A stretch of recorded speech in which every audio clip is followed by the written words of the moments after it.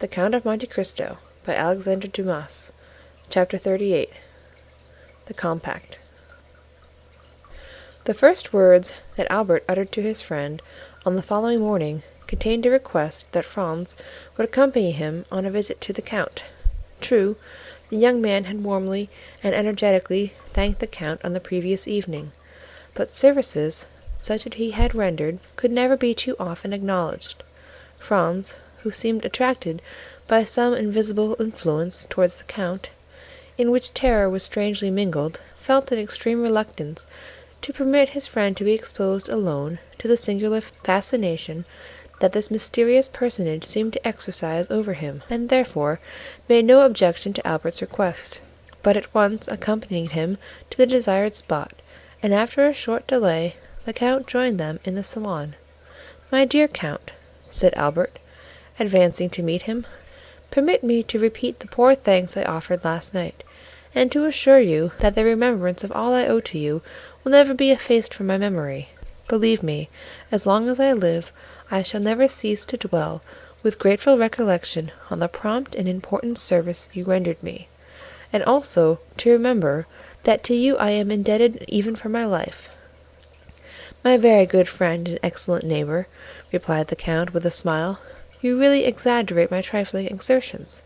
You owe me nothing but some trifle of 20,000 francs, which you have been saved out of your traveling expenses, so that there is not much of a score between us.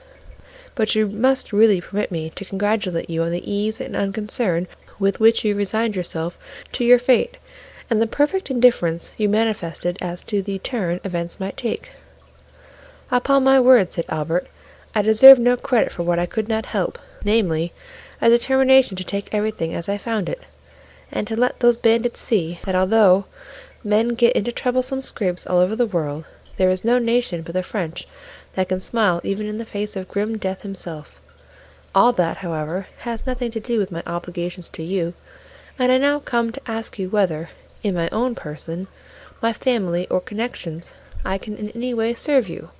My father, the Comte de Morcerf, although of Spanish origin, possesses considerable influence both at the court of France and Madrid, and I unhesitatingly place the best services of myself and all to whom my life is dear at your disposal."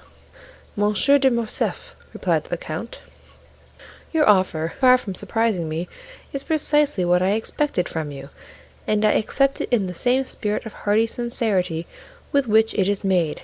Nay, I will go still further, and say that I had previously made up my mind to ask a great favor at your hands." "Oh, pray name it." "I am wholly a stranger to Paris. It is a city I have never yet seen."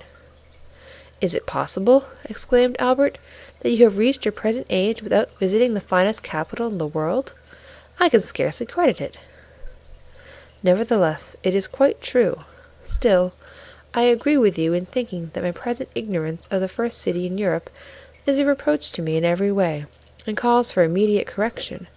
But in all probability I should have performed so important, so necessary a duty as that of making myself acquainted with the wonders and beauties of your justly celebrated capital, had I known any person who would have introduced me into the fashionable world; but unfortunately I possessed no acquaintance there, and of necessity was compelled to abandon the idea." "So distinguished an individual as yourself," cried Albert, "could scarcely have required an introduction." "You are most kind; but as regards myself, I can find no merit I possess, save that, as a millionaire, I might have become a partner in the speculations of Monsieur Aguado and Monsieur Rothschild. But as my motive in traveling to your capital would not have been for the pleasure of dabbling in stocks, I stayed away till some favorable chance could present itself of carrying my wish into execution.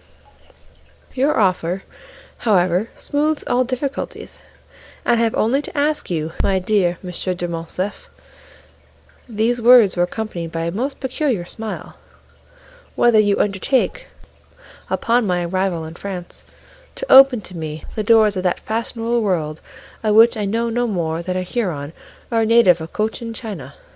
"Oh, that I do, and with infinite pleasure," answered Albert, "and so much the more readily as a letter received this morning from my father summons me to Paris, in consequence of a treaty of marriage.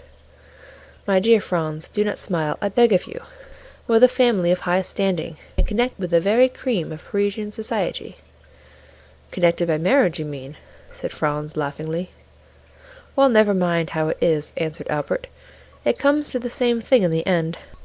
Perhaps by the time you return to Paris I shall be quite a sober, staid father of a family. A most edifying representative I shall make of all the domestic virtues. Don't you think so?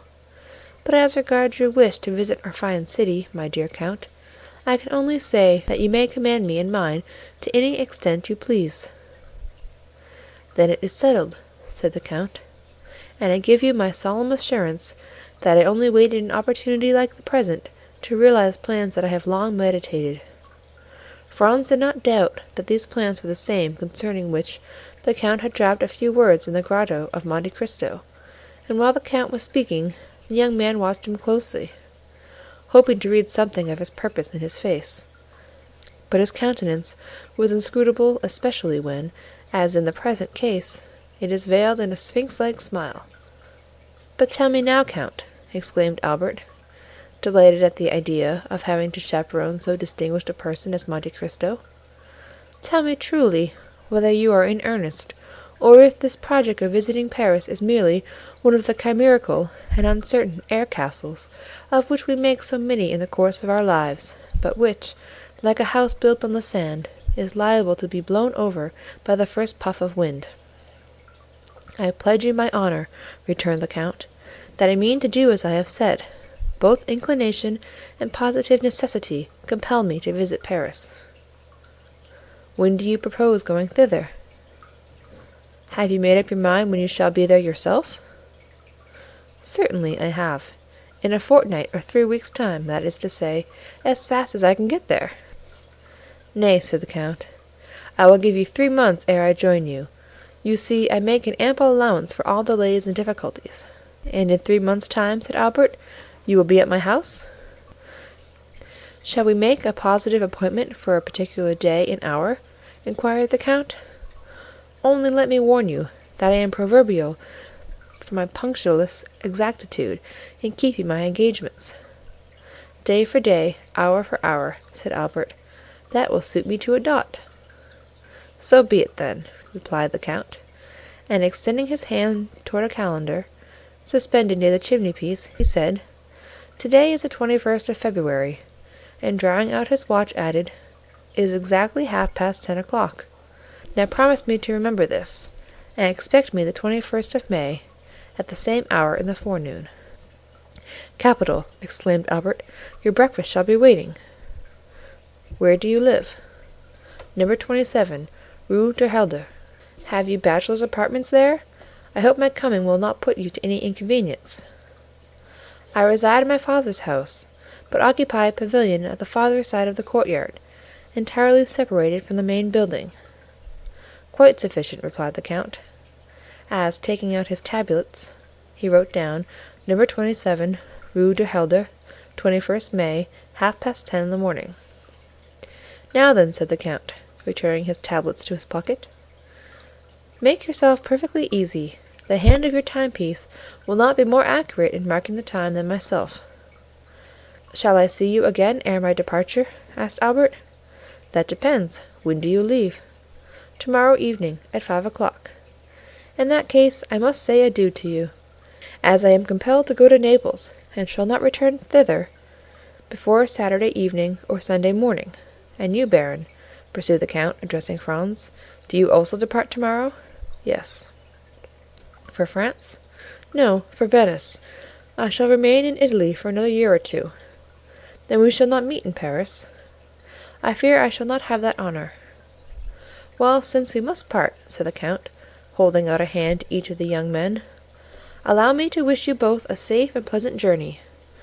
It was the first time the hand of Franz had come in contact with that of the mysterious individual before him, and unconsciously he shuddered at its touch, for it felt cold and icy as that of a corpse. "Let us understand each other," said Albert. "It is agreed, is it not, that you are to be at number 27 in the Rue du Helder on the 21st of May at 10:30 in the morning, and your word of honor passed for your punctuality." "The 21st of May, at 10:30 in the morning, Rue du Helder, number 27," replied the count. The young men then rose, and bowing to the count, quitted the room. "What is the matter?" asked Albert of Franz, when they had returned to their own apartments. "You seem more than commonly thoughtful." "I will confess to you, Albert," replied Franz, "the count is a very singular person, and the appointment you have made to meet him in Paris fills me with 1,000 apprehensions." "My dear fellow," exclaimed Albert, "what can there possibly be in that to excite uneasiness? Why, you must have lost your senses." "Whether I am in my senses or not," answered Franz, "that is the way I feel." "Listen to me, Franz," said Albert. "I am glad that the occasion has presented itself for saying this to you, for I have noticed how cold you are in your bearing towards the count, while he, on the other hand, has always been courtesy itself to us. Have you anything particular against him?" "Possibly." "Did you ever meet him previously to coming hither?" "I have." "And where?" "Will you promise not to repeat a single word of what I am about to tell you?"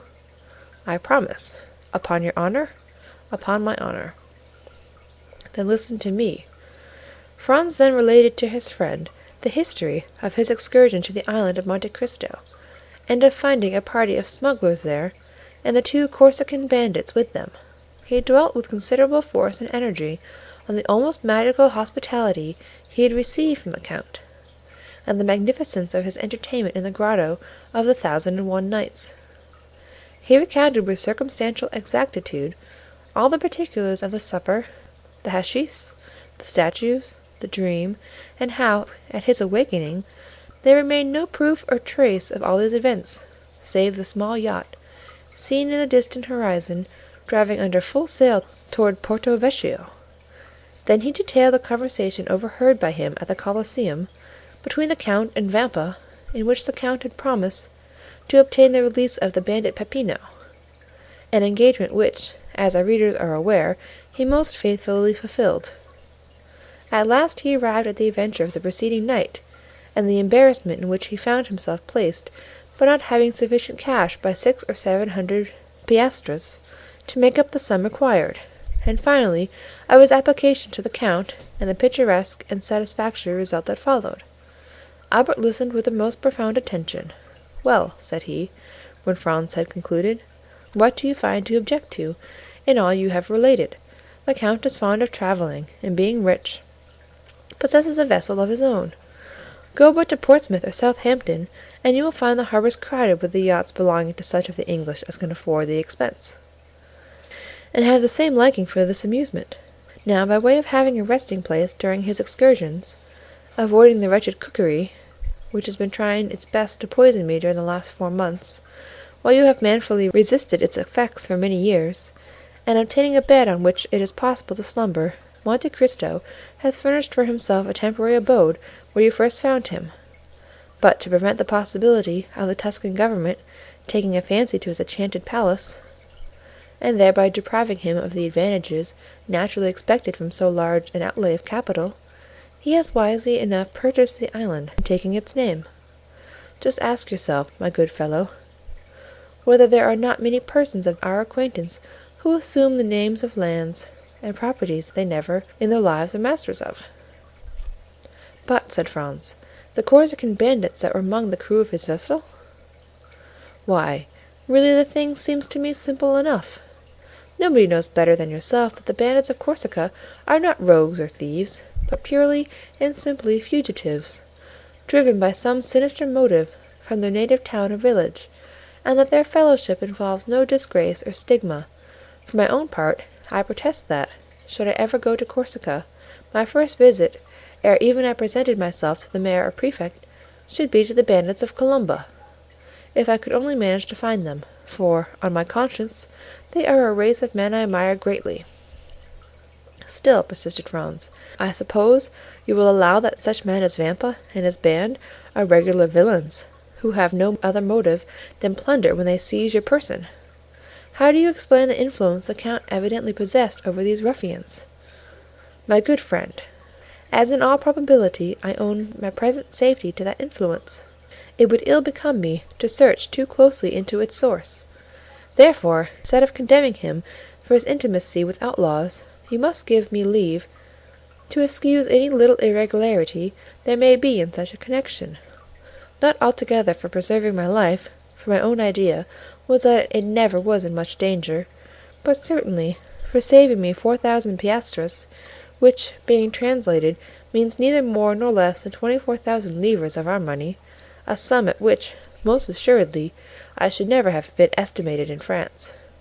Proving most indisputably," added Albert with a laugh, "that no prophet is honored in his own country." "Talking of countries," replied Franz, "of what country is the Count? What is his native tongue? Whence does he derive his immense fortune? And what were those events of his early life, a life as marvelous as unknown, that have tinctured his succeeding years with so dark and gloomy a misanthropy?" "Certainly, these are questions that, in your place, I should like to have answered." "My dear Franz," replied Albert, "when upon receipt of my letter you found the necessity of asking the count's assistance, you promptly went to him, saying, 'My friend Albert de Morcerf is in danger, help me to deliver him.' Was not that nearly what you said?" "It was." "Well, then, did he ask you, 'Who is Monsieur Albert de Morcerf? How does he come by his name, his fortune? What are his means of existence? What is his birthplace? Of what country is he a native? Tell me, did he put all these questions to you?" "I confess he asked me none. No, he merely came and freed me from the hands of Signor Vampa, where, I can assure you, in spite of all my outward appearance of ease and unconcern, I did not very particularly care to remain. Now then, Franz, when, for services so promptly and unhesitatingly rendered, he would ask me in return to do for him what is done daily for any Russian prince or Italian nobleman who may pass through Paris, merely to introduce him into society, would you have me refuse? My good fellow, you must have lost your senses to think it possible I could act with such cold-blooded policy." And this time it must be confessed that, contrary to the usual state of affairs in discussions between the young men, the effective arguments were all on Albert's side. "Well," said Franz with a sigh, "do as you please, my dear Viscount, for your arguments are beyond my powers of refutation. Still, in spite of all, you must admit that this Count of Monte Cristo is a most singular personage." "He is a philanthropist," answered the other, "and no doubt his motive in visiting Paris is to compete for the Montholon prize, given, as you are aware, to whoever shall be proved to have most materially advanced the interests of virtue and humanity. If my vote and interest can obtain it for him, I will readily give him the one and promise the other. And now, my dear Franz, let us talk of something else. Come, shall we take our luncheon, and then pay a last visit to St. Peter's?" Franz silently assented, and the following afternoon, at 5:30, the young men parted. Albert de Morcerf returned to Paris, and Franz d'Épinay to pass a fortnight at Venice; but ere he entered his traveling carriage, Albert, fearing that his expected guest might forget the engagement he had entered into, placed in the care of the waiter at the hotel a card, to be delivered to the Count of Monte Cristo, on which, beneath the name of Vicomte Albert de Morcerf, he had written in pencil, 27 Rue du Helder, on the 21st May, 10:30 a.m. Chapter 38